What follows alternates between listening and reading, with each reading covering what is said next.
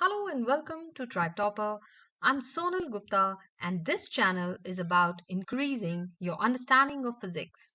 To clear your concepts, subscribe to our channel and click the bell icon for latest updated videos.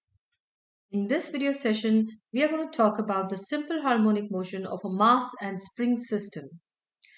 As you can see here, there is a mass m, which is in case of a relaxed spring. So this is the equilibrium position of the spring system. But when this mass is pulled to the right, then the spring has been stretched. So there is an extension in the spring.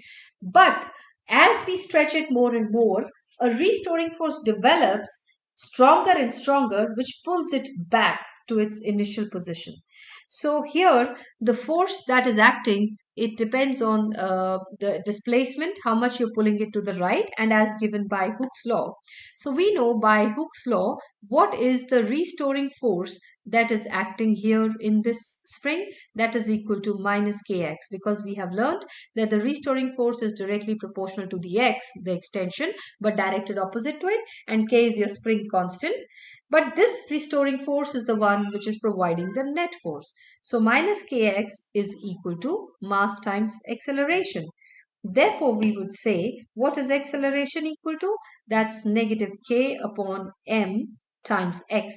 Again, I would compare it with the equation minus omega square x, which is that for a simple harmonic motion, like we did in simple pendulum case.